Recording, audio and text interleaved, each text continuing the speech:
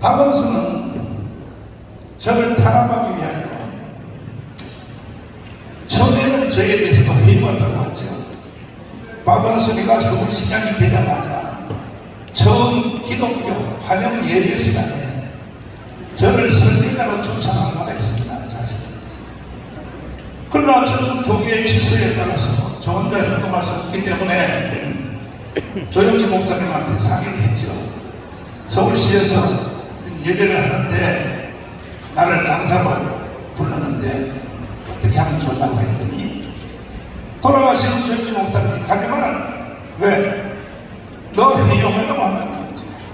그 저는 어르신들의 방향에 따라서 안 간다고 통보를 했더니 그때부터 저를 타격하기 위하여 평화나무 김용민을 앞세워서 평화나무라고 하는 단체를 만들어서 그거야 뭐 만들고 만든지 대한민국에 사는 사람은 자연스러워. 그러나 평화나무를 통하여 무슨 일을 했는지를 이제 여러분들이 알아야 됩니다. 거기에 참여한 사람이 누군가? 도울, 김용민을 앞세워서 손혜원 의원, 주진우 기자, 그리고 박원순이가 뒤에서 축사를 했습니다.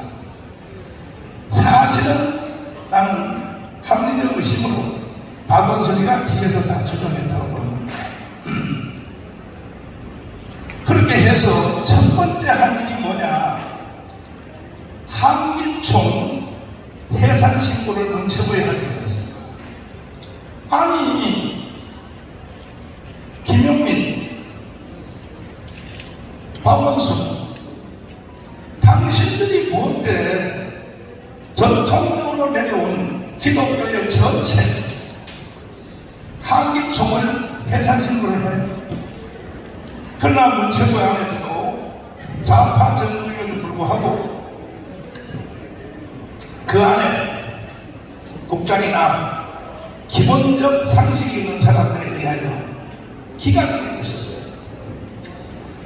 기각이 되자 다른 방법으로 저를 탄압하기 위해서 76개 가까이의 혐의를 김용민을 통하여 나를 고발을 했습니다. 검사 조사, 경찰 조사 가운데서도 무혐의가 거의 다 됐고, 이렇게 문재인과 박원순과 그리고 그의 대리인이 바로 김용민, 이자를 통하여 저를 못 살게 만들었습니다. 그러나 좌파단체와 김용민이가 나한테 고발한 76개 혐의가 전체가 다 무혐의가 되었습니다. 그러자 이제는 우리 교회를 해체시키기 위하여 공작을 시작했는데, 이 우리 교회의 재개발, 심지어 이것을 이제 선동해서 아예 우리 교회를 없애버리려고 시도했습니다. 우리 교회는 54년도에 이 장이동이 형성되기 전에 소나무밭에서 동그랗게 영락교회 설립자이신 한경진 목사님이 기념으로 세운 교회입니다. 이 교회가 54년도에 세워진 것입니다. 그럼에도 불구하고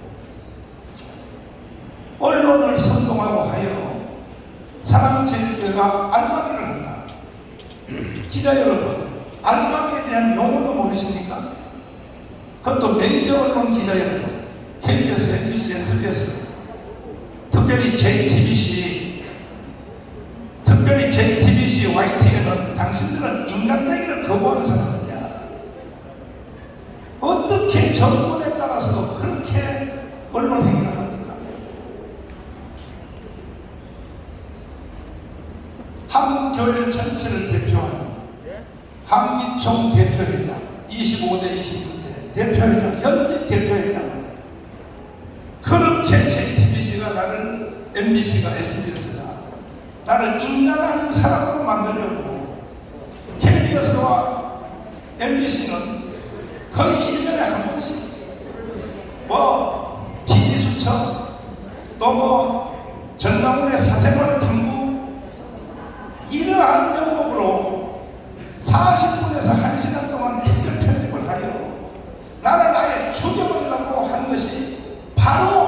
JTBC, MBC, SBS가 아닙니까? 당신들은 양심도 없는 사람들입니까? 그러나 그렇게 여러분들이 언론 홍역을 만들고 한국교회에서 심지어 언론사에서는 저보고 이렇게 말씀합니다. 외국에 나가서 살아라. 한국에서 살래, 외국에서 살래. 당신이 뭔데? 한국에 살면 반드시 난 당신을 죽이겠다. 언론사에서 나를 이렇게 협박했습니다. 그러나 나는 우리 조국 대한민국을 떠날 수 없었죠. 그리하여 오늘까지 이제 고난을 당해왔는데 우리 교회 재개발 사건에 대해서 말씀드리겠습니다. 우리 교회 재개발은 이명박 서울시장이 처음 당선이 되어서 첫 기자회견을 할 때에 서울 시내에 있는 한양대를 비롯하여 도시 그 교수들, 도시 전문 교수들을 선발을 해서 산속에다 가두고 입시 문제를 출제하는 것처럼 산속에 가두고 핸드폰 다 뺏고 그리고 장애동 유탐 계획을 그리라고 했습니다. 그래서 그들이 이 장애동을 16개 지역으로 나눠서 우리나라의 역사적으로 가장 이 재개발이 큰 지역이 63만 평, 요 장애동 성반동 이 지역입니다. 그래서 발표를 했습니다. 발표를 해서 그때에 처음 이 도시계획이 나왔을 때에 서울시 공무원과 구청의 공무원이 저를 찾아와서 저한테 설명을 했어요.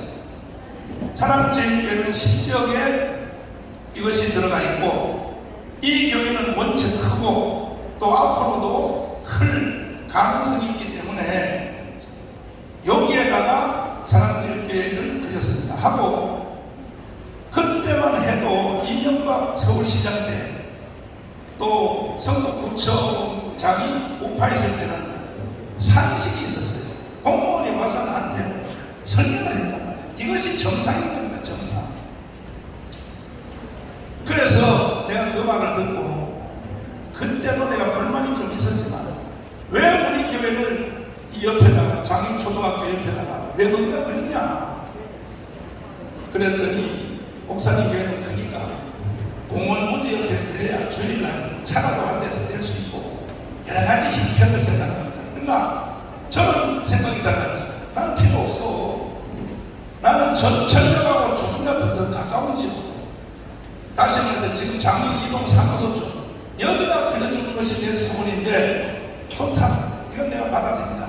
그래서 내가 그걸 수용을 했습니다. 수용을 하고 그 다음에 조합이 이제 딱 나눠져서 우리 교회는 10지역으로서 지역별로 조합장을 선발하고 총회를 개최했는데 바로 우리 교회 본당에서 첫 총회를 주민총회를 해서 조합장을 선발하는 장소가 우리 교회입니다. 우리 교회.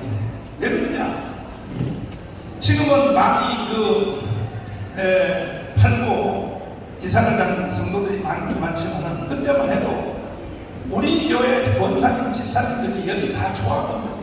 우리 동네에 다 살았기 때문에 저희 교회 동의 없이는 조합 자체가 불가능한 겁니다. 왜? 성도들이 다 여기서 모여서 사니까. 그때 황윤희 조합장이 목사님 교회는 우리가 책임지고 절대 손해보지 않도록 우리가 해드리겠습니다 하고 차라리 내가 이 교회를 다니겠습니다 해서 7년 동안 우리 교회를 다녀서 안수집사까지 되었습니다. 황윤희 조합장이, 첫 조합장이. 어디까지 진행이 되느냐?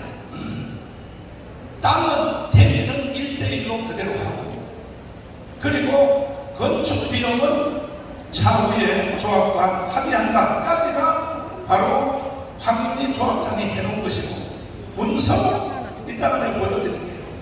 문서는 우리 교회에 통보한 내용입니다. 그것은 대의원총회에서 이미 통보가 다 된 사실입니다. 이렇게 진행이 됐는데 박원순이가 서울시장이 딱 되니까 전체를 다 뒤집어서 전 서울시에서 재개발에 관한 종교시설에 관한 규칙이 있습니다. 이건 누가 만들었냐? 오세훈 시장이 지금 시장할 때 말고 처음 시장될 때 만든 규례입니다. 규례. 자, 그 규례를 한번 여러분 보시겠습니다. 이것이 바로 오세훈 시장이 처음 서울시장이 되었을 때 만든 종교시설에 관한 이 규례 아닙니다. 보십시오. 어떻게 되어 있는가. 재개발을 하는 데 있어서 이것이 거의 전국적으로 영향력을 행사하고 있습니다. 재개발은 종교부지는 종교시설은 존치를 제일 원칙으로 하고, 존치입니다. 존치. 그 교회는 우리는 여기서 떠나지 않겠다 하면 그걸 끝이에요. 대통령도 바꿀 수 없어요. 그리고 만약에 조합 쪽에서, 주민 쪽에서 꼭 교회 시설이 필요하다면 교회가 원하는 장소입니다. 장소. 교회가 원하는 크기, 건축, 그리고 교회가 3년 동안 바깥에서 교회를 새로 지을 동안에 이루어지는 모든 비용, 대체 시설을 조합이 책임을 져야 한다. 이것이 바로 규례사항입니다.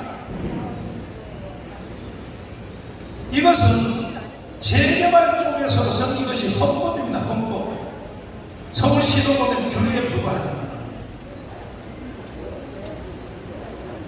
그럼에도 불구하고 박원순이가 이 규례를 숨겨버렸어요. 숨겼습니다.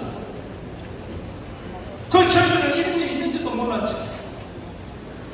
그리고 우리 교회를 향하여 저희들과 아무 상의도 없이 일방적으로 평가회사를 서울시가 정해가지고 서울시가 자기들의 입맛에 맞는 평가회사를 통하여 이 거대한 우리 교회를 84억으로 평가하여 땅과 건물과 모든 시설을 다 놓고 84억을 받고 나가는 거예요.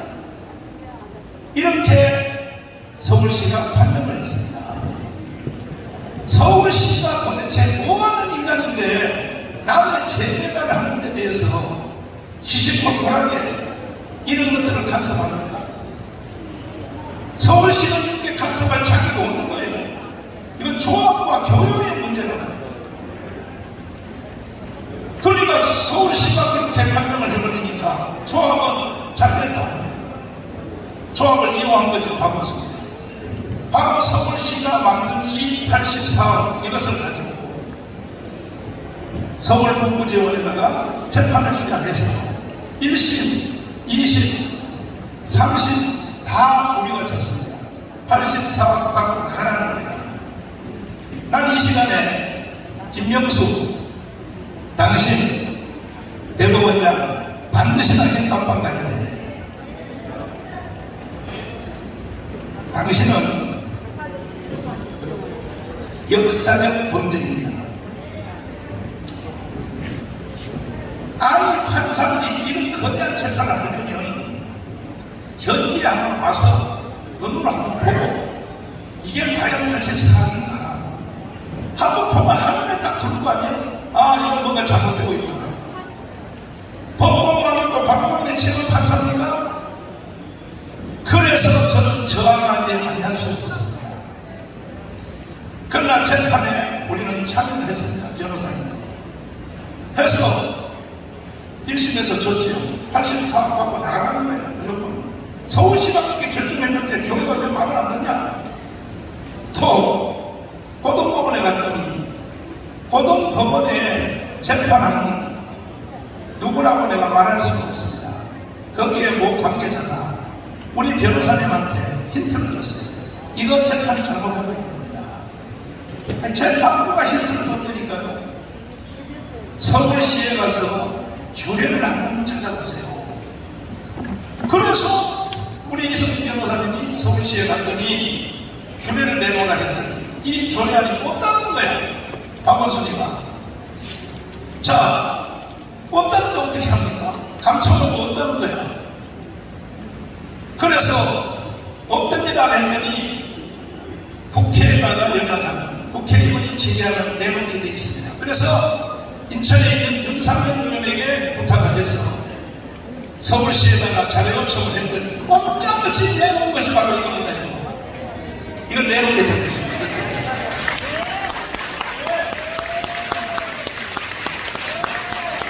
이걸 보니까 기가 막히는 거예요. 도대체가 기가 막히는 거야.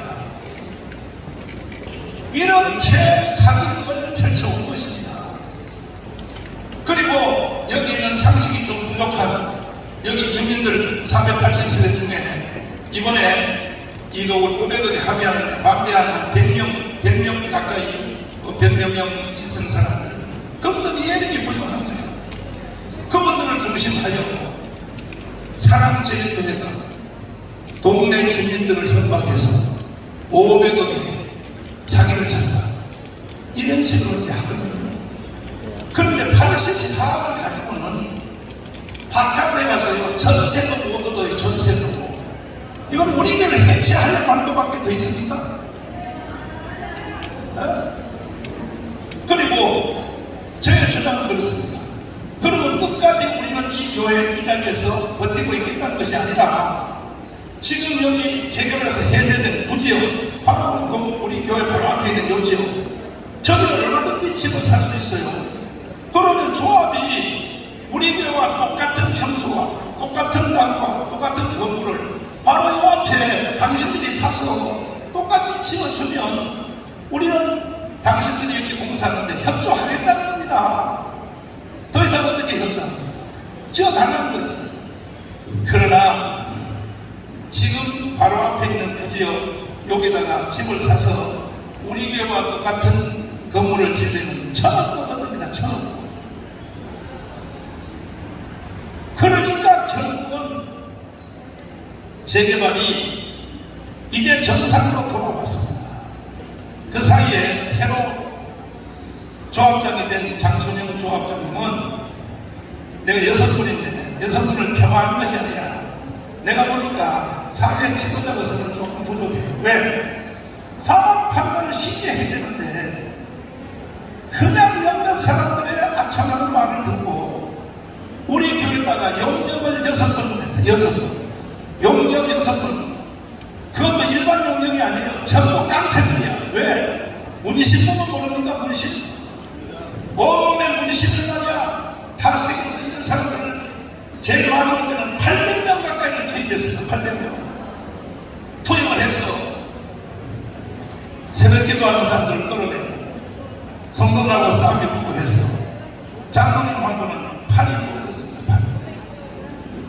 그리고 우리 여기 여자 집사님은 아기를 낙태했습니다. 발로 차서 아기가 하나 낙태했습니다. 그리고 그들이 고발하여 3년이 3달 동안 깜빡을 갔다 왔습니다. 우리 교회 장로님 한 분하고. 이러한 처참한 피해를 입혀놓고 사랑제일교회가 마치 동네 재개발을 방해해놓는 집단처럼 언론 플레이를 하면서 특별히 제일 앞장선 사람이 JTBC입니다. JTBC는 오늘 여기 안 왔겠죠? 당신들을 반드시 내가 처벌할 것입니다.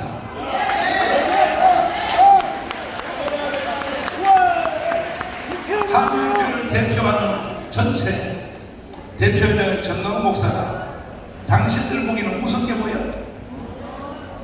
한국교회는 136년 전에 이 땅에 들어와 민족의 개화, 독립운동, 건국, 6.25, 민주화, 오늘 전 세계 10위권에 갔을 때까지 교회는 모든 희생을 감수하고 교회 없는 대한민국은 없는 것입니다. 존경하는 국민 여러분, 혹시 여러분이 사적인 감정으로 교회에 대해서 안 좋은 감정을 가지고 계십니까? 오늘부로 보십시오. 왜? 교회가 없는 국민들은 없는 거예요. 만약에 한국 교회가 없으면 여러분들은 북한 같은 세상에 살아야 되는 겁니다. 그렇게 조선인민공화국에 살고 싶어요? 딱 교회 하나 때문에 오늘날 대한민국이 유지된다는 사실이에요. 과거에도 그랬고 지금도 동일한 것입니다. 언론사 여러분, 어디서 기자를 해먹어요? 어디서? 북한 가서 당신 기자생활 할 수 있어요? 그건 너무 비약한 논리가 아니냐? 보십시오. 역사 공부를 똑바로 하시라고요. 역사 공부를 똑바로 하시라고요. 1949년 9월 6일 히로시마 원자탄 터졌죠? 그때 한반도는 역사를 강요받았습니다. 이승만과 살래, 김일성과 살래. 딱 둘입니다. 나머지는 대상이 아닙니다. 김규식, 영년, 무슨 조수아, 박은영 필요 없어요. 딱 둘 중에 하나입니다. 이승만과 살래, 김일성과 살래. 그때 우리 대한민국은 이승만을 선택했고 북한은 김일성을 선택했습니다. 또 어떤 세상에 살고 싶어? 자유민주주의, 자유시장경제, 한미동맹, 기독교 인문론에 살래? 이것이 대한민국의 건국 기둥입니다. 4대 건국입니다. 아니면 공산주의, 사회통제경제, 중국을 친구로 하는 조중동맹, 그리고 주상파 종교에서 살래? 똑같이 네 가지입니다. 그때의 대한민국은 5,000년 역사에 가장 현명한 선택을 했는데 대한민국을 선택한 것입니다. 북한은 아쉽게도 김일성을 선택한 것입니다. 똑같이 70년을 살았습니다. 남북한. 북한은 거짓말을 했죠. 대한민국은 세계 10위권의 경제 대국이 되었죠. 누가 이렇게 만들었습니까? 한국 교회가 이렇게 만든 겁니다. 교회가. 여기에서 반응이 있는 언론사나 학자나 교수나 언제든지 나를 찾아오세요. 내가 거기에 대해서 토론을 할 준비가 되어 있습니다. 이건 역사적 진실입니다. 그러면 한국 교회에 대하여 감사하게 생각해야지. 어떻게 이승만을 죽인 놈 살인마라고 하고 박정희를 죽인 놈이라고 하고 이렇게 대한민국의 언론들이 몰고 가는 것은 대한민국의 모든 그 언론들이 한국에 빼고는 북한에게 점령됐다는 거죠. 지금 방송하는 내용이 다 그렇지 않습니까? 대한민국에 사는 언론들이 대한민국을 부인하고 김일성의 편을 들어요. 대한민국에 사는 사람들이 대한민국의 대통령 편을 안 들고 김정은의 편을 들어요. 그건 언론이 아니죠. 그건 이런 연장선에서 우리 교회가 시대적인 탄압으로 한국교회 전체를 대표하여 고난을 당한 것입니다. 코로나 사건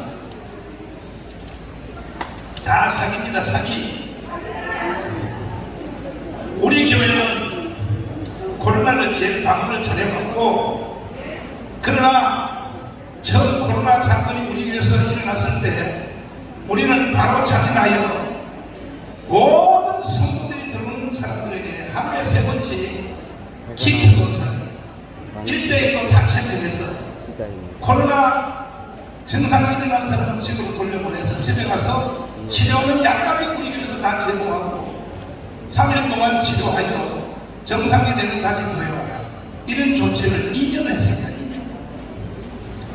우리 교회만큼 코로나에 대해서 능동적으로 대처한 단체나 교회나 집단이 있으면 한번 와보십시오.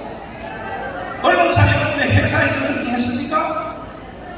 내일 출근할 때마다 코로나 키트 검사 해봤습니까?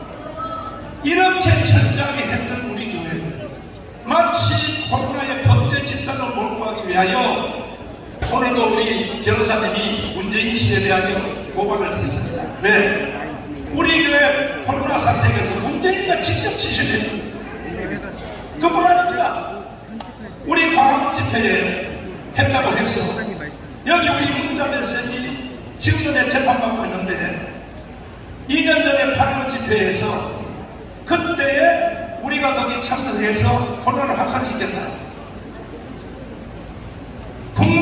정당의 박대출 의원이 국정감사에서 조사한 바에 의하면, 이게 질병관리본부에다가 직접 조사한 바에 의하면 8.15 사태에 의하여 코로나가 확대된 사건은 단 한 건도 없다는 것이 국정조사에서 나온 것입니다. 국정조사에서. 이것이 역사적 진실인 것입니다. 그럼에도 불구하고 언론을 비롯하여 문재인 씨는 뭐라고 말했습니까? 직접 대통령이 정광훈 재구속시켜 법정 최고위를 때려라. 문재인 이하이 개자식아, 너가 뭔데 일개 기독교 대표를 지목하여 재구속시켜? 대통령이 일반 국민들, 전문이 아니라 국민을 지목하여 김학이 좋아, 그런 사람에 대해서는 통할지 몰라도 나한테는 안 통해. 아니, 국민들이 살아가면서 다툼이 있고 실수도 있을 때 대통령이 지목하여 이 사람 구속시켜 법정 최고형. 그래서 내가 재판받을 때 재판받을 때 이렇게 말했습니다. 이건 재판할 필요 없습니다. 재구속됐을 때. 왜? 대통령이 재구속시켜 법정 최고를 떼자고 지시했으면 그냥 그대로 선고하면 될 일이지, 못하고 뭐 심사를 하고 뭐 증인을 부르고 못하고 이렇게 재판합니까? 그냥 바로 법정 최고를 때리라고 대통령이 지시했으니까 법정 최고는 사형이니까 나를 바로 사형을 판결하십시오. 바로 사형 판결만 받아들여서는 사형 집행 당해드리겠습니다. 왜 수호를 합니까? 왜 수호를? 이게 내가 재판부에 항의했던 내용입니다. 그러나 그 모든 내용은 나중에 가서 다 무혐의가 된 것입니다.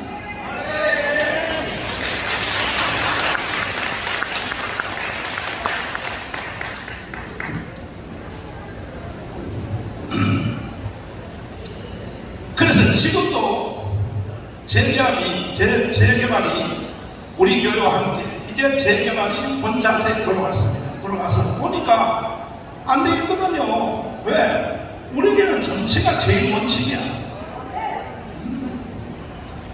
그러니까 차라리 교회가 요구하는 500억을 협의를 해서 하는 것이 가장 현명하다 해서 우리 교회가 꼭 500억 합의를 했고, 지난주에 총회에서까지 통과를 했습니다. 통과를 했더니 이제 다시 JTBC를 비롯하여 언론사들이 재개발 주민들을 선동하는데 범죄 행위 그만 중재하십시오. 당신들은 반드시 내가 손볼 겁니다. 당신들의 세상이 영원히 간다고 생각하면 안 돼요. 어디라고요? 그래가지고 성동에서 정광훈이 주민들을 협박하여 돈 500억을 사기쳤나? 재개발도 500명의 주민들이 모인 공동체인 것처럼 우리 교회는 1만 명이 모인 공동체야. 정광훈 목사와 관계없어요. 그리고 저도 조금 보통 다른 목사들처럼 머리가 잘 돌아간다면, 아니 내가 내일 모레 나도 나이가 70인데 못하는 이 교회를 위해서 고생합니까? 그냥 대충 사인해버리고 150억 준다면 교회 사인해버리고 그리고 교회 사표 내고 텔레비전이나 한 10억 타서 나가면 그만이지. 사람들이 착각하기를 교회가 목사의 수입률을 착각하고 있어요. 여러분, 여기 장애이동 사무소가 그게 동장 겁니까? 아니죠. 그와 같이 교회는 한국 교회 전체의 총유적 재산입니다. 이건 대법원 판례도 그렇게 나왔어요. 목사 재산은 아닙니다. 이건 우리 교회 개교의 재산은 아닙니다. 한국 교회의 총유적 재산입니다. 그 중에서 교단은 교단별로 관리하고, 노예는 노예별로 관리하고, 개교는 개교회대로 관리하는 것입니다. 엄격히 따지면 대한민국에는 모든 교회 재산은 예수님 겁니다. 예수님 거. 그래서 사람이 위탁하여 관리할 뿐인 것입니다.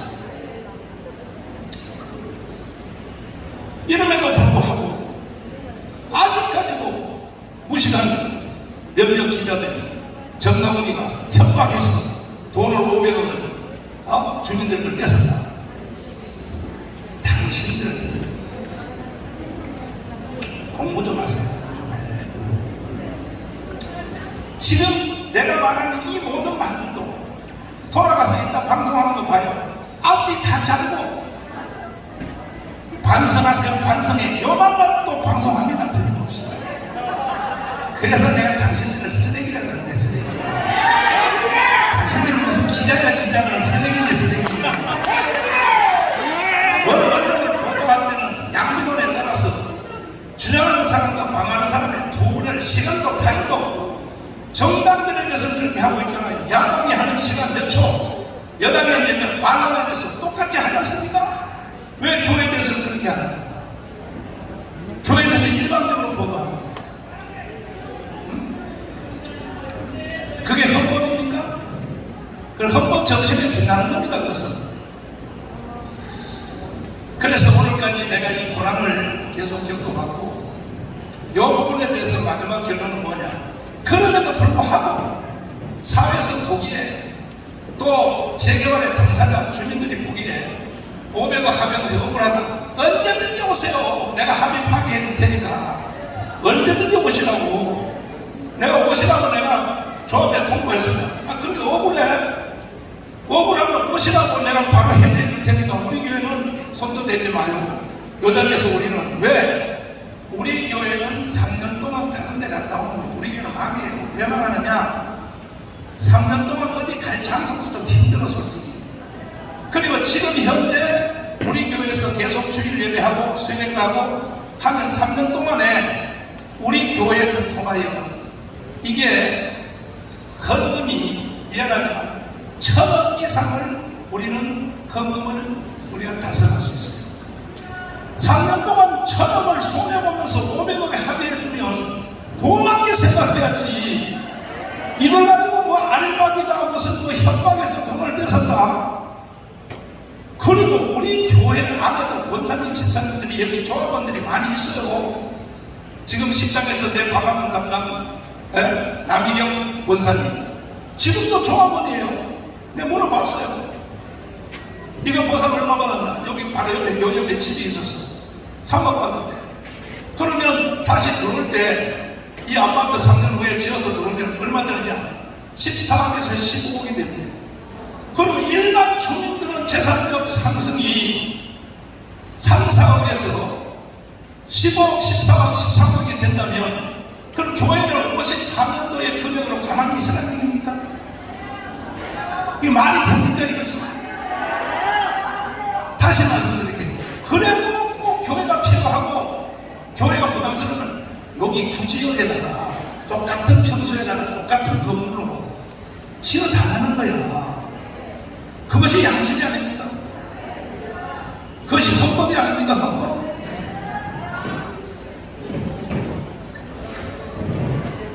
그럼에도 불구하고 계속 우리 교회를 지목하여 해체시키려고 하는 것은 오늘은 국방부에 보고하러 간다고 못 오셨습니다만은 북한의 정찰 정부 김국선 선생님이 저와 함께 제가 연구운동을 하는데 이것은 북한에서 개발한 내용이라는 거야. 뭐냐? 북한에서 이렇게 하라고 지시를 했다는 거지. 왜 언론들이 북한의 지시에 따라 합니까? 자, 다음 주제로 교회 세습에 대해서 말하겠습니다. 교회 세습이요. 세습이라는 말의 단어를 쓰는 나라가 지구촌에서 한국에 있습니다. 가져와 보세요. 지구촌 전체에서 목회자가 목회하다가 다음 사람한테 계승하는 것을 우리는 계승이라고 합니다. 구약 성경에도 제사장 아들에게 계승하게 되어 있어요. 신약 성경에도 가룟유다가 죽었을 때 그 유고자리를 채울 때 어떻게 되어 있습니까? 처음부터 우리와 함께 있었다는 중에 동일성을 말하는 겁니다. 실력 있는 사람이 아니에요. 어떤 목사님이 개천교회에서 20명의 성도를 이루었고 교회를 대형교회를 세웠으면 다음 후임자는 누가 봐야 되느냐? 그 교회에서 어릴 때부터 큰 사람이 봐야 됩니다. 교회와 함께 있었을 중에 아니면 동질성이 안 되는 교회는 무너진다는 얘기죠. 그래서 지금 미국 같은 교회는 예를 들어서 휴스턴의 조엘 오스틴 레이크우드 처치는 그분은요 신학도 안 나왔어요. 아버지가 대학교를 이루고 갑자기 돌아갈 때 되니까 의과대학 다니는 아들을 불러서 야 안수하자. 오늘부터 너는 목사요 이 교회를 이끌어가야 된다 하고 돌아가셨어요. 그런데 지금 그 후임자가 신학도 제대로 안 하는 그 후임자 조엘 오스틴이 세계 제1의 교회를 끌고 가고 있지 않습니까? 그렇다고 해서 미국 언론이 야, 그 세습했다. 신학교도 안 나오는 걸 자신을 세워서 비판하는 거 맞습니까, 미국이? 캘리포니아 오렌지 카운티에 척 스미스, 강예설 교육의 갈보리 처치. 그도 아들이 이어서 계속 끌고 가고 있습니다. 그걸 가지고 미국 교회가 욕하거나 비판하는 거 맞습니까? 오히려 외국 교회는 자녀가 잘 커서 아버지 하는 일을 이어받은 것에 대하여 가장 아름다운 믿음으로 하는 겁니다. 믿음으로. 우리는 세상 언론, 세상 평가 필요 없어요. 우리의 모델입니다. 성경이 뭐라고 말하고 있느냐. 그런데 북조선에서 만나온 부자 세습, 이건 한국의 대형교회를 파괴하기 위하여 그 말을 개발한 김국성 씨가 한국 와서 증명하고 있지 않습니까? 내가 이걸 개발한 거라고.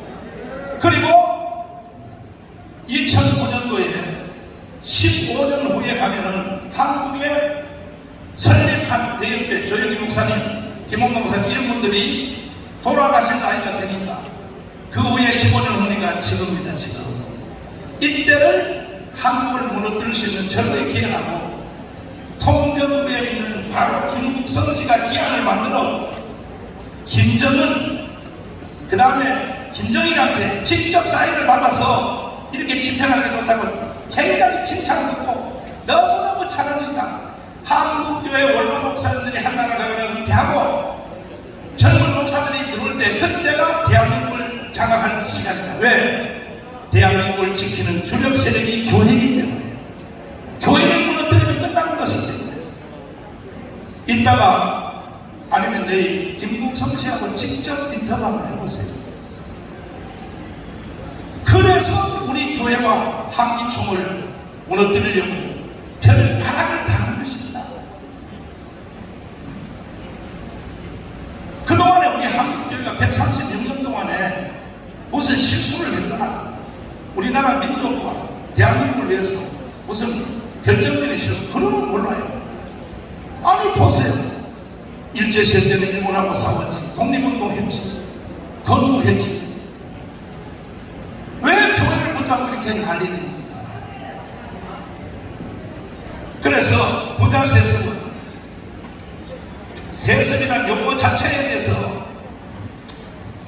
상식이 있는 언론사라면 앞으로 쓰지 마십시오. 만약에 쓰시면 당신은 북한 중앙통신의 대변인으로 같이 할 수밖에 없습니다. 아니 전 세계가 하나도 안 쓰는 부자 세습을 왜 대한민국만 부자 세습을 쓰냐는 얘기죠. 그러면 왜 정강 목사 당신은 교단 안에도 유능한 목사들이 있는데 앞으로 이 교회를 이끌어가는 사람을 아들 전해록 전도사가 왜 처리했느냐? 그 이유가 있습니다. 제가 감옥을 3번 갔습니다. 감옥에 딱 들어가서 앉아있어 보니까 기가 막힌 일이 우리 교회에서 일어났습니다. 내가 감옥 들어가 있는 사이에 여기 있는 몇몇 장로들이 세상에 우리 교회 다른 후임자들을 찾으러 다녔어요. 노예 가서. 이야 정말 내가 믿을 놈 없다고 내가 했더니 요것만 언론에 가지고 아무도 믿을 놈 없다 요것만 기사를 계속 쓰는데 언론사에는 범죄행위 하면 안 돼. 특별히 무슨 MBC 다 건너가요. TV 수첩 얼마 건너와. 그 대신에 KBS, MBC, SB 다 좋은데 나하고 대화하려면 생방송, 생방송 생으로 하고 내가 말한 걸 편집해서 하면 안 되고 내가 그동안 당해봤잖아요. 생방송으로 하고 차라리 생각한 것보다 더 중요한 것은 뭐냐면 반대인 나를 대수로 불러서 거기에 가장 그쪽에 유능한 사람을 세워서 나하고 토론회 한번 하자 말이에요. 모든 면에 대해서, 전체에 대해서, 신학 좋아요, 성경 좋아요, 사역 좋아요, 대한민국 역사 좋아요. 아예 성정하지 말고 전체에 대해서 한 번 안 되면 두 번, 두 번 안 되면 10번이라도 나오고 토크합시다. 얼마든지. 그쪽에 여러분들이 제일 좋아하는 도구리 데려오세요. 도구라고 내가 맞짱 한번 떠보겠습니다. 정신 나간 소리 하고 앉았어요. 여러분들이 목사하기를 무섭게 하는데 더 이상 내가 설명하지 않겠습니다. 그래서 우리 교회 문제 또 마지막 세 번째 주제를 말하겠습니다. 교회가 그러면 신앙활동, 종교활동이나 열심히 하시지 왜 정치활동과 사회활동에 관여하십니까? 이 주제를 마지막으로 설명하겠습니다. 그래서 제가 공부 좀 하라는 거죠. 원래 종교 분리의 원칙은 미국의 3대 대통령 토마스 제퍼슨이 만든 겁니다. 그 전에는 유럽에서 교황과 일반 왕계의 싸움에서 일어난 것이고 지금 전 세계 200개 나라가 공유하는 종교 분리의 원칙은 토마스 제퍼슨이 만든 겁니다. 그들은 신앙이 좋기가 목사들보다 더 좋았습니다. 1대 조지 워싱턴, 2대 아담스, 3대 토마스 제퍼슨입니다. 그들이 생각할 때에 우리같이 신앙이 좋은 사람이 절대 권력을 가지고 있으면 교회를 도와줄 수 있지만 만약에 교회를 싫어하는 사람이 대통령이 되면 그 권력으로 교회를 탄압할 수 있기 때문에 누구처럼 문재인같이. 그래서 이때 우리는 종교 분리의 원칙을 만들자 하고 만든 것이 세 가지입니다. 첫째, 세상 정부는 교회를 탄압하는 법을 제정할 수 없다. 이것이 종교 분리의 원칙의 토마스 제퍼슨이 만든 겁니다. 두 번째, 세상 정부는 교회에다가 세금을 부과할 수 없다. 그런데 지금 목사들한테 세금 받고 있잖아요. 나도 1년에 500만 원 이상 세금 내고 있습니다. 이게 종교 분리의 원칙이 이게 잘못된 겁니다. 교회는 국가 안에 있는 독립된 새로운 국가입니다. 국가. 교회는 자치적으로 다 하게 돼 있어요. 그래서 교회에다가 세금을 뺏어가니까 이제는 개척교회 어려운 교회들을 도울 힘이 적어지는 거예요. 그러면 교회 목사들한테 세금을 받아서 1년에 2천억, 3천억 돈을 받아간다면 이번에 코로나 사태 때문에 자영업자, 개인업자들 정부가 지원할 때 개척교회도 지원을 해야 돼요, 안 해야 돼요? 해야죠. 세금을 받아갔으니까. 근데 왜 교회는 다 빼버립니까? 그래서 범죄 집단이라는 겁니다. 나는 좌시하지 않겠습니다. 세 번째, 세상 정부는 성직자 임명에 관여할 수 있다. 이번에 영국의 성공회를 두고 한 말이죠. 이것이 종교분리의 원칙인데 교회가 세상 정치하지 말라는 법이 아니니까요. 공부 좀 하자는 데 무식하지 말고 특별히 언론사에는 공부 좀 해요. 공부 좀 해요. 그런데 이것이 한국에 들어올 때는 언제 들어오냐? 일제시대에 들어왔어요. 일본 놈들이 한국 교회가 독립운동을 하니까 그때서 교회를 이 예배당 안에다 가두려고 세상 정부와 교회는 서로 간섭하지 않는다 쪽으로 사기를 쳤는데 일본 놈들이. 그러다가 이승만 대통령이 건국하러 한국에 왔으니까 이승만은 아이비리그 박사 출신이니까 미국에서 살았으니까 이게 무슨 개혁아이 같은 법이다 이거야. 그래서 학교도 치우고 영락교회 한경림 목사님, 광주에 있는 정교 목사님 찾아가서 국회의원 출마 좀 해달라고 나라가 말했습니다. 사전을 했는데 한경림 목사님 결과는 그러니까 나는 못한다. 저희 정교 목사를 데려가라. 그래서 북한에서 내려온 종로구에 당선된 이윤영 목사님이 종로구에서 처음 국회의원이 된 겁니다. 목사님.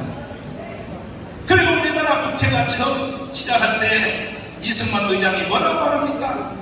이와 같이 좋은 날 일제 36년 동안에 나라가 어려운 상태에서 하나님이 독립시켜 주시고 오늘 3년 동안 준비하여 나라를 이루게 된 것이 어떻게 사람의 힘으로 된 것입니까? 이것은 여기에 종교를 달리하는 사람이 있을지라도 조물주 하나님께 감사기도부터 하고 대한민국을 시작합시다. 여기 목사님이 계시나요? 앞에 손들어서 인용 나오십시오. 그래서 우리나라 대한민국은 목사님의 기도로 시작한 나라입니다. 기도로. 이것이 정교분리의 원칙에 어긋나는지 압니까? 국회 속기록의 제1호입니다. 이거 국회 속기록의 제1호. 그러다가 박정희 대통령이 5.16을 일으켜 한국교회가 민주화운동을 나서니까 다시 박정희는 일본식 교육을 받았기 때문에 교회를 예배당 안에 가두려고 왜 민주화운동하니까 다시 일본식 교육 뭐냐? 교회와 세상 정부는 서로 간섭하지 않는다 쪽으로 중앙정부에서 교육을 해서 6.25 전쟁 이후에 태어난 나 같은 사람 이른 목사들은 다 교회가 정치를 하거나 교회가 시민운동하면 다 죄인 줄 착각하고 있었어요. 저도 그렇게 알고 살았어요. 그래서 설교 시간에 뭐 정치 얘기를 하면 이거는 죽는 지옥 가는 죄인 줄 알았어요. 그러다가 내가 조용기 목사님과 김종건 목사님을 만나서 청남은 정신통을 차려 장정동 목사하고 내가 둘이 불려갔어. 이 상태로 가면 한국 교회가 없어져. 이 상태로 가면 대한민국도 없어져. 빨리 기독당을 만들어 국회에다가 2명씩을 넣어라. 지구촌에 기독당이 있는 나라가 76개 나라예요. 대한민국만 없는 거예요. 대한민국만. 그 중에 17개 나라는요 국회의원을 다 배출했고 3개 나라는 집권당이고 지금도 독일은 기독교 사회당, 기독교 민주당. 그러면 미국은 왜 공화당, 민주당이 왜 기독자 안 쓰느냐? 무식하니까 공부 좀 하라니까요. 미국의 공화당, 민주당도 누가 만들어줬냐니까 교회가 만들어준 겁니다. 보스턴에서 성가대석에 앉은 사람이 상원의원, 그리고 성동석에 앉은 사람이 하원의원입니다. 이래서 시작해서 지금도 미국의 양당에는 담임 목사가 있어요. 상원의원도 있어요. 담임 목사, 하원도 있어요. 그리고 미국의 전담대학은 안 맞습니까? 영어 못하십니까? 통역으로 좀 들어보세요. 그게 전담대입니까? 부흥회지? 저 카메라 여기 있는데 저도 카메라 조절하고. 미국의 전담대학 보세요. 밑에서 청중들이 뭐라고 합니까? 할렐루야, 할렐루야. 아멘 하겠습니까? 이것이 미국이에요. 그럼 미국은 공화당, 민주당 둘 다 기독당입니다. 둘 다 기독당. 이래서 미국을 벤치마킹해서 대한민국을 건국해서 그 설계도가 잘 됐다는 것은 70년 임상실험을 통하여 왜 이랬든 저랬든 세계 10위권에 나라가 됐습니다. 그런데 지금 와서 말도 안 되는 말 가지고 왜 교회가 정치하느냐? 아브라함 칼퍼도 모르십니까? 하나님의 지도자 신학자의 목사입니다. 총리를 18년 했습니다. 네덜란드에 달가스 모르십니까? 이 그룹들이 달가스가 둘 다 목사입니다. 목사. 이 사람들이 나라를 건국했고, 그런데 어찌하여 지금 이 마당에 와서 정강 목사 왜 설교 시간에 정치 이야기해? 왜 사회운동해? 강화문도 왜 해? 이 칼빈주의는 바울 서신부터 나왔습니다. 바울 서신은 사복음서부터 나왔습니다. 정확한 말씀을 드리면 뭐냐? 교회는 정치를 하게 되어 있는 겁니다.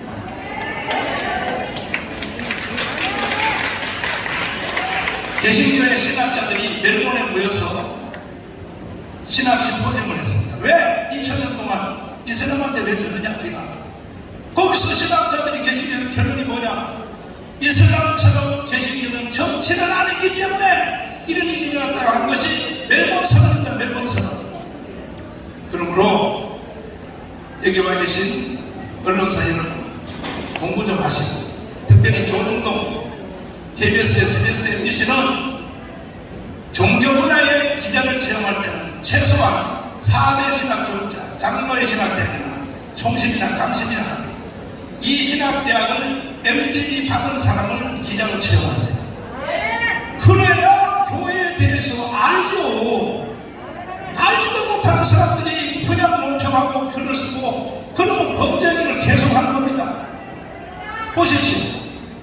교회에 대해서 단어 선정들이 돼요. 구라파나 저 유럽이나 미국이나 이런 세상에서 정치가 돼 연설할 때 마지막 말이 뭐라고 합니까? 하나님의 축복이 함께하기를 바랍니다. 가불의 수요입니다. 이걸 한국의 언론 다 어떻게 쓴답니까? 신의 가호가 함께하기를. 영어의 대문자 소문자도 모릅니까? 영어의 하나님을 말할 때는 대문자 가십니다.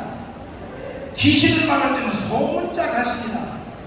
어디라고 함부로 신의 가호가 뭔 신이여? 귀신이여 그게?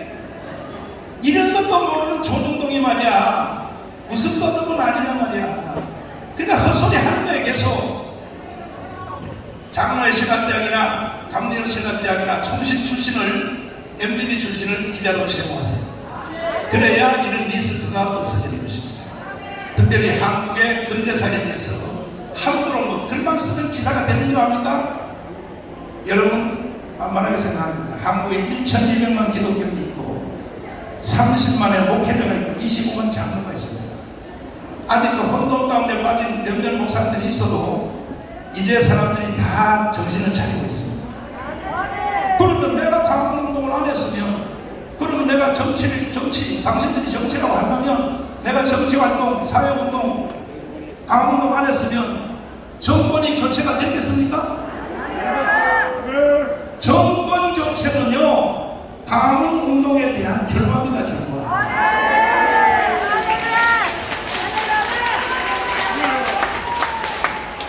만약에 정권 교체가 안 되고 이재명이가 대통령이 되었으면 지금쯤 이미 한미 동맹이 끝났고 일본도 끝났고 이재명은 무성상입니다. 그의 제1 목표는 주한미군 철수입니다. 그런 것도 연구 안 하고 기자하십니까? 그 주한미군 철수됐을 때 나라가 존재합니까? 대한민국 이미 망했습니다. 문재인이가 5년 동안 끝없이 마치 신앙처럼 대한민국을 해체하고 영광대로 북한에 붙이려고 했지만 하나님의 도움과 1,200만의 기독교인들과 자유시민 국민들이 강력하게 저항함으로 5년 연기되었습니다. 5년 연기되었을 뿐입니다. 해결된 것은 아닙니다. 그래서 윤석열 대통령도 정신 똑바로 차리고 대충 하고 5년 동안 대통령 해먹으려고 그러면 안 되고 이런 역사 철학을 잘 이해해서 반드시 속도가 너무 늦어요.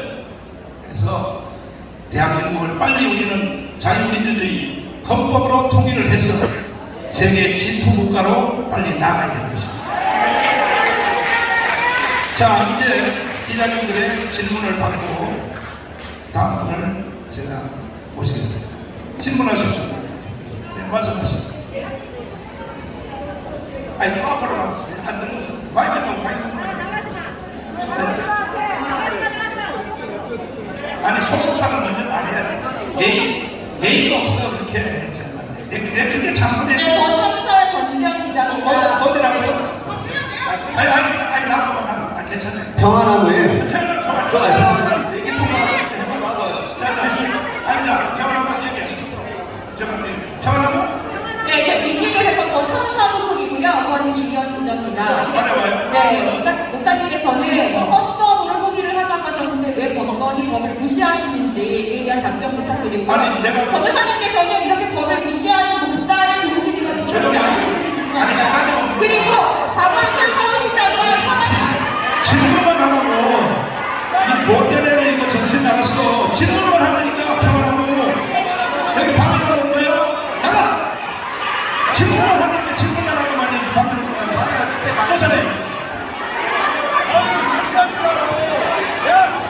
쫓아내. 평안하고. 양심이 있으면 이런데 오지를 말아야지. 어디라고 되들어. 자, 좋아요. 다음 기자들 질문하십시오. 다음 기자 질문하십시오. 네. 평안하면 얘기해야지. 쟤는 거기 한국 선생님아 제가 또 뒤로 나가봐주세요. 저 누가 때렸다 그래. 그러니까 아니 선생님아 뒤에 선생님아 조용히 나가게 놔주세요. 조용히 놔주세요. 쟤는 내가 기자회견 할 때마다 와서 남동을 부려요. 아니 조용히 나가 저 바깥으로 조용히 나가. 뭐 사진 찍고 뭐 개념을 들고 가면서. 자, 다른 기자님들 질문하십시오. 다른 기자 질문하십시오.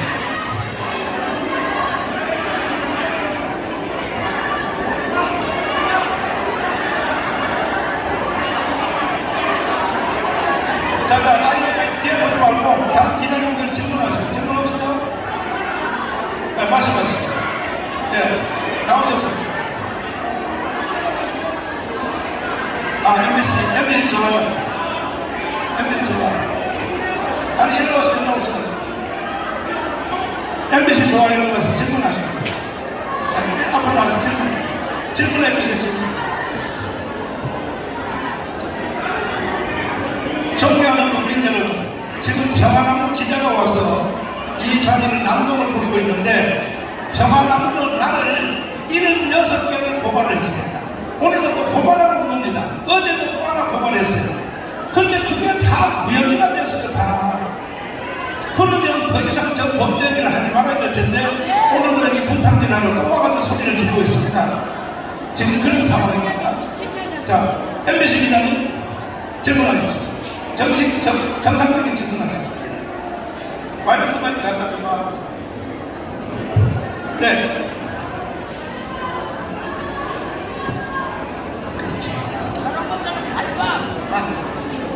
네, 말씀하세요. MBC에 하겠습니다. 네, 좋습니다. 일반적으로 교회들이 네. 재개발 지역에서 많이 손해를 보고 나간 경우도 많았어요. 네, 맞습니다. 네, 그렇지만 네. 이번 경우는 500원이라는 사실 보상이면 적은 돈이라고 하지만 네. 큰 보상을 받으셨거든요. 네. 500원에 대한 세부 근거가 있는지 좀 궁금하고요. 그거의 첫 번째부터 대답하겠습니다. 저희들이 처음부터 500억에 대해서 말씀을 드릴 때 우리도 그 평가회사 자문을 받아서 500을 했습니다. 우리가 이 교회를 여기 정해준 저희가 건축을 하려면 이게 4,000평을 지어야 됩니다. 왜? 이유가 있어요. 이거는 고등법원에서도 이미 판결을 한 것인데 새로운 도시가 설계되면 교회가 새로 지어지면 주차를 절대 못해요. 신도시가. 그러니까 주차장을 우리는 4계층으로 갈 수밖에 없는 거예요. 밑에. 그래서 안 그러면요 주일날 8시간에 싸움부터요. 주민들하고 아파트 동네하면서 차를 내놓고 예배드리러 온단 말이에요. 그러면 예배가 안 된다고요. 이걸 다 알고 고등법원에서도 새로운 교회를 재개발소에 지어질 때는 충분한 주차 시설을 지어주라는 것이 이게 판례입니다. 그래서 우리는 4,000점을 요구했고 4,000점을 지을 때에 그때 들어가는 비용이 약 500원입니다. 500원. 그러니까 그 다음에 우리가 3년 동안 놀 수 없잖아요. 바깥에서 예배 드리고 하는 그 시설 비용. 이거는 바로 여기서 규례에서 말하는 그대로입니다. 이래서 정확하게 500원을 말씀을 드렸고 그럼에도 불구하고 제가 마지막에 뭐라고 말씀드립니다. 이것이 불합리하다. 언제든지 오라 내가 해주시면 되니까 안 한다 이거야. 우리는 당신들을 위해서 해줄 뿐이지 우리는 손해방항도 해준다는 거지. 다시 말해서 지금 현재 우리 교회 이 자리에서 3년 동안 예배드리면 우리는 헌금을 1,000억 이상을 만들 수 있어요. 이런 것을 다 계산해서 하는 건데 그리고 내가 더 이상 뭐라고 말합니까? 그럼에도 불구하고 그것도 힘들면 아예 요 앞에 구지역이 있거든요. 바로 그 옆에부터 구지역에다가 우리 교회와 똑같은 땅 높이와 건축도 더 이상 지어줄 것 없어. 똑같이 지어달라는 얘기지. 그리고 하는 얘기인데 다른 말을 못 필요하냐고. 다음 질문도 해보세요. 지금 설계되고 다 예산이 나온 교회 사이트 MBC에서 나온 기자입니다. 듣기로는 지하 4층에 지상 7층이라고 하더라고요. 그거는 건축허가법상 그렇게 되어 있습니다. 더 이상 지을 수가 없어요. 그것이 다 합해서 총 4,000점입니다. 그렇습니다. 아니, 가만히 있었네. 그래서 방금 말씀하신 대로 지금 여기는 지하 1층에 3층짜리 교회잖아요. 그렇죠. 그런데 이제 그 규모가 많이 커지니까 제가 좀 전에 말씀드렸는데 기자님 못 알아주신 것 같아요. 지금 현재 교회는 주차장을 동네 길에다가 다 세워도 되고 하는데 신도시로 정비가 되면 차를 절대 밖에 못 세우도록 해서 고등법원의 판례에 새로 교회를 지을 때는 재개발이 교회가 원하는 주차장 확보를 해주라 하는 것이 판례입니다. 판례. 그래서 그런 겁니다. 이해되셨죠? 네. 다른 하나가 되면 세습 관련해서도 말씀을 잘 해주셨는데 네. 교회는 말씀하신 대로 이제 절차에 의해서 네. 다음 목사님이 정해주시겠지만 네. 할 대외 사업들 같은 경우는 아들 애동에게 대국운동이나 네. 그런 것들을 쓰게 하겠다라고 하셨어요. 네, 그렇습니다. 네. 그렇다면 사업자들, 운동에게 들어오는 다른 모든 분들도 자식들에게 넘어가는 게 아니냐라는 비판들도 있더라고요. 네. 자, 거기에 대해서 말씀을 드리면, 교회는 선교하는 방법이 꼭 교회에서 예배만 드리는 것이 선교가 아니고, 예를 들면 미국의 록펠러 재단이라든지, 가네기 재단 같은 것은 그게 일반 기업이 아닙니다. 선교 기업입니다, 선교. 그래서 록펠러 재단은 교회를 5,000개 지었습니다. 그리고 보험원, 양로원 이 모든 시설을 록펠러가 맡아서 한 것입니다. 만약에 록펠러가 목사 안수를 봐서 목회만 했으면 그런 선교를 못했죠. 시카고 대학을 비롯하여 13개의 대학을 설립했습니다. 이게 전부 선교 대학입니다. 그래서 이미 벌써 한국도 선교사들이 한국에 와서 선교할 때 예배당만 짓고 목회만 한 것이 아니고 학교 세웠잖아요. 대광, 이화여대, 연세대학 그렇게 세웠습니다. 우리도 그렇게 하겠다는 것인데 그렇게 하려면 책임자가 있어야 되는데 내가 우리 교회 목회 50년 해보니까 세상에 특별히 내가 감옥에 있을 동안에 보니까 세상에 내가 감옥에 나오지도 않았는데 장로님들이 우리 교회 새로 질 때에 이거 공사 누가 받겠냐 해서 벌점은 누가 한다? 누가 한다? 장로님들이요 교회 건축을 통하여 자기 이권 챙기려고. 그래서 내가 그때 속된 표현합니다. 어떤 놈도 믿을 수가 없다. 그래서 내가 전 애놈을 부임자로 이제 승계하는데 우리 전 애놈은 아직 신학대학도 안 들어갔습니다. 이번에 장신 들어갑니다. 이제 미국에서 유학하더라고. 그리고 전 애놈에게 승계하기는 세월이 앞으로 최소한 5년 지나야 됩니다. 그러나 내가 내일이라도 내가 당장 죽어버리면 우리는 바로 해체입니다. 해체. 또 애국운동 하는 것도 거의 해체 수준입니다. 왜? 나같이 이런 정신을 받아서 집행해서 끌어갈 사람이 없어요.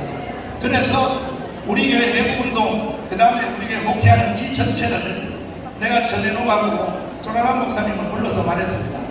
내가 만약에 내일이라도 저는 몸이 아주 안 좋기 때문에 지금도 지나가다 돌부리 하나 차면 목에다가 이 심을 박아놨어요. 바로 한나라를 가야 돼요. 나는 언제 한나라 갈지 모르기 때문에 내가 이쪽으로 말했습니다. 조나단 목사님하고 다 불렀습니다. 또 변호사님한테 말했습니다. 내일이라도 한나라 가면 저는 너가 총괄하여 전체를 지휘하되 너 옆에 있는 조나단 목사님이 너를 도와줄 것이다. 일단 주일 설교를 할 것이다. 왜? 전도사가 설교할 수 없으니까. 또 위대한 변호사님들이 너를 다 지켜줄 것이다. 이렇게 가는 거예요. 그래서 성교 문제에 대해서는 절대 오해가 없기를 바랍니다. 네. 말씀하시죠. 마지막으로 그러면 네. 어쨌든 이번에 교회가 끝까지 합의를 이끌어내면서 네. 결국은 법을 어긴 것 아니냐라는 비판이 나거든요. 법 어긴 사례가 뭐 있죠? 판결이 났었고 거기에 대해서는 끝까지 무력으로 저항을 해서 나는 결과 아닌가라는 비판은 있습니다. 자, 사법부에서 재심이라는 말 들어보셨죠? MBC는 성향이처럼 기자님은 성향이 좌파기관에 난 모르지만 옛날에 민주화 운동할 때 처벌받은 예를 들어서 무슨 뭐 박정희 대통령인데 데모하다 처벌받은 거 다 새로 재심해서 무혐의 하고 있지 않습니까? 그죠? 지금 우리 교회에 대해서 사법부가 판정한 것은 세월이 지나볼 필요도 없어요. 일단 서울시 조례안을 무시하고 재판했기 때문에 대법원 아니라 대법원 할아버지가 떠들어도 이 세상의 법 중에는 헌법이 가장 권위가 있고 헌법에도 위반이고 헌법보다가 더 뛰어난 법은 뭐냐? 양심의 법입니다. 양심의 법. 이 목사들은 헌법 위에서 양심의 법 이상에서 우리는 이미 벌써 판단하고 괜찮아. 아주 변호사님 놔두세요. 우리 변호사님 저기 MBC 기자님하고 토론 길이 한번 해보자고. 양심의 법 이상에서 하기 때문에 종교인들에 대해서는 세상 법이 원래 손을 안 대게 되어 있습니다. 김수환 추경이 계실 때 캐톨릭에서 범법 행위가 없었겠습니까? 있죠. 왜? 캐톨릭 전체 성모병을 비롯한 전체를 다 총괄하니까. 그래도 김수환 추경에 대해서는 말을 안 하잖아요. 왜? 종교인들은 이미 헌법과 법률 이상의 삶을 살고 있다 하는 것이기 때문에 그런 겁니다. 그런데 이번에 와서 한경림 목사님 처벌한 거 맞습니다. 그런데 이번에 와서 정광훈 목사에 대해서는 이게 세상에 이렇게 운동량이 기울어졌다는 거예요. 주사파 세상이 됐다는 거죠. 그래서 그런 겁니다. 나는 법을 어긴 적도 없고 다시 마지막 요약해서 말씀드리면 왜 30까지 졌는데로 안 하냐? 악법인데 그것이 악법. 아니 84억에 그 기자님이 84억까지 한번 찍어줘 보세요. 다른데 그러나 대부분 판사들도 범죄 행위를 한 거예요. 84억도 다 나가라. 그걸 누가 재판하고 누가 인정합니까? 그것을 인정할 수 없는 것입니다.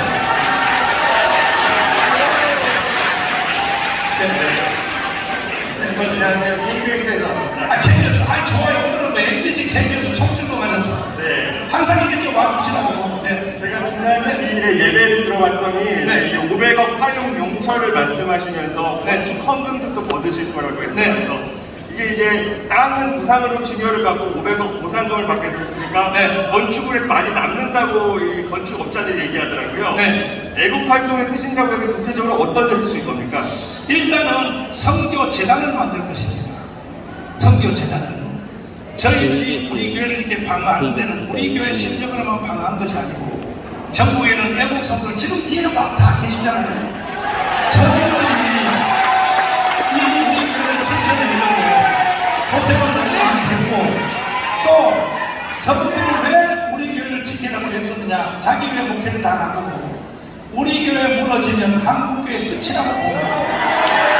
그 다음에 그 다음에 그리고 저는 한기총의 대표회장을 2번이나 했습니다. 25대 25대. 그러면 우리 교회가 어떤 상황을 받아들여버리면 이 사건이 전국 교회에 그대로 적용되기 때문에 저분들이 와서 난리를 친 거예요. 우리 교회 지키려고. 그래서 나는 거기에 대해서 보답을 해야 되기 때문에 이번에 보상받은 거 플러스 또 우리가 건축업무를 하는데 내가 50년 목회해보니까 성도가 신앙생활하면서 단 벽돌 한 장이라도 자기 손으로 쌓아봐야 신앙이 깊어지니까.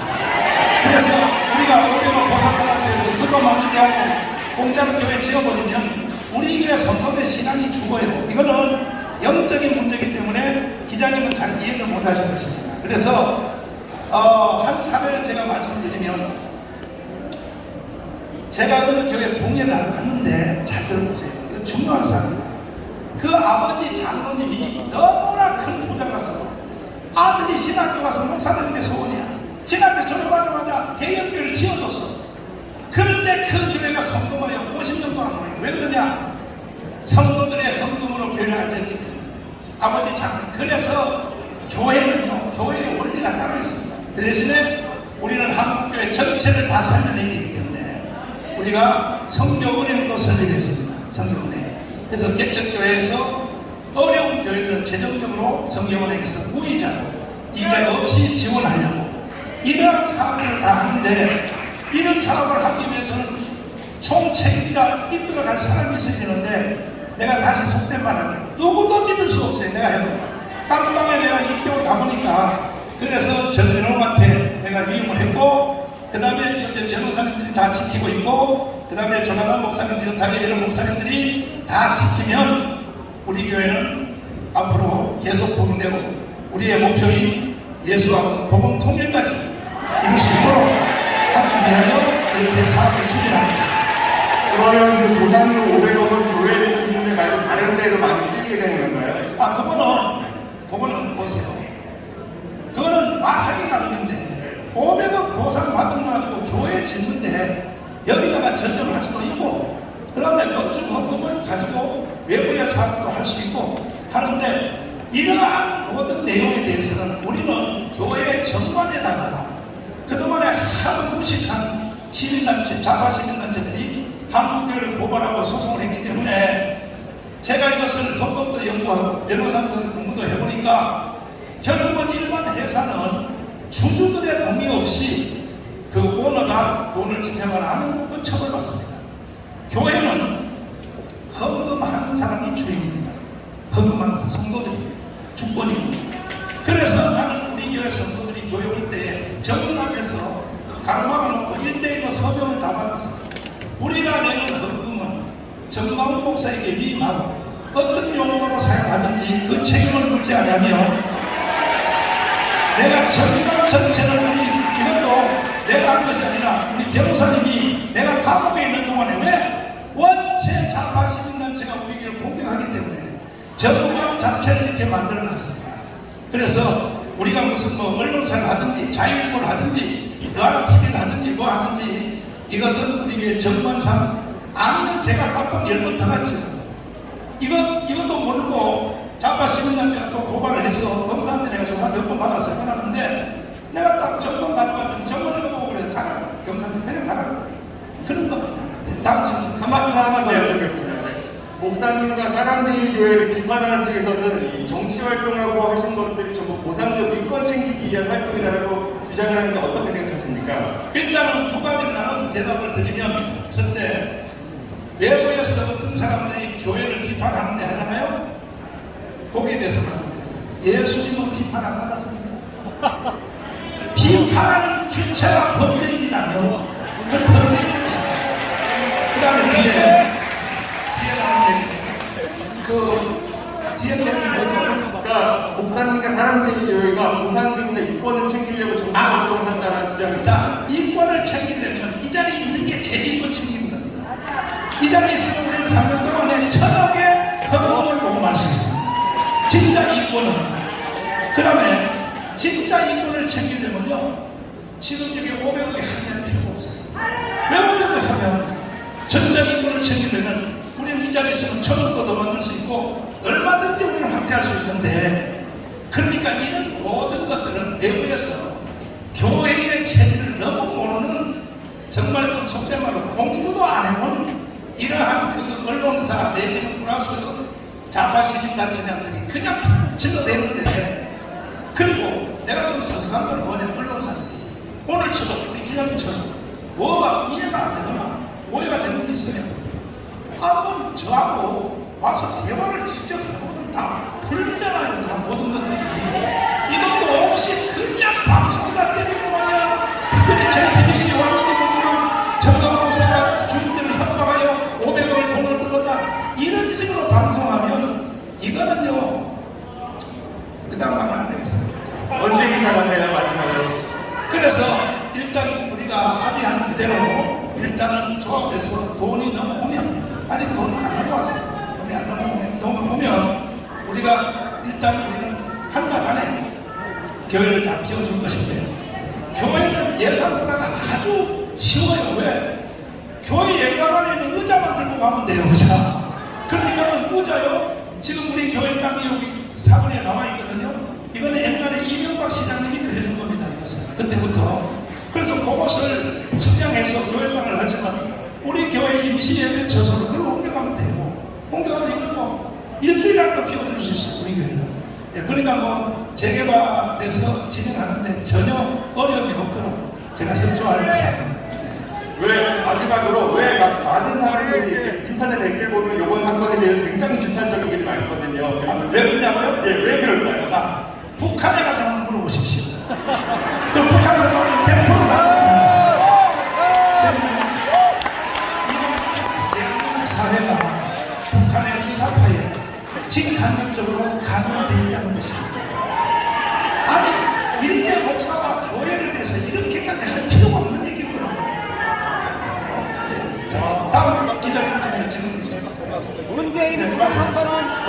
아니, 할말다 해. 문재인 부정한 거는 언급했습니까? 아니, 괜찮아요. 아니, 괜찮아요. 자, 소속사를 말씀드립니다. 연합경찰신문의 지광식 기자입니다. 네. 딱 간단하게 질문. 간단하게 두 가지만 질문하겠습니다. 네. 첫 번째는 제가 하기정에 목사님을 모셨던 기억이 납니다. 아니, 그 앞에 얘기하지 마. 네. 질문만 해. 그래서 하기정 앞으로 대표회장님을 할 의향이 있는지요? 그거는 한기총에 관한 것은 오늘 기자회견에서 좀 제외하겠습니다. 다음 기회에 다시 하겠습니다. 그럼 목사님이니까 WCC는 어떻게 생각하시는지요? 그거는 정말 기자님이 너무 공부도 안 하고 질문하셨는데 WCC를 위해서 내가 얼마나 싸워왔습니까 지금까지. 자, 다음 질문 있습니다. 없어요? 자, 이후에도 언론사 질문이 있으시면 언제든지 우리 저 핸드폰에 문자 메시지로 질문해 주시면 내가 성실하게 답변을 다 해드리고, 한 가지 못하면 저한테 물어보지도 않고 확인도 안 해보고 일방적으로 그냥 막 질러대는 것에 대해서는 지금까지 내가 용서했지만 앞으로는 사건별로 다 변호사를 통하여 전부 다 일일이 대응하도록 하겠습니다. 자, 그러면 저는 긴 시간 동안에 이제 더 이상 물어볼 게 없을 것입니다. 그 다음에 우리 어디 갔습니까? 이성희 변호사님. 이성희 변호사님이 이 법적으로는 저보다 훨씬 더 잘하시니까 변호사님한테 질문하셔서 나머지를 다 해석합니다. 박수로 모시겠습니다.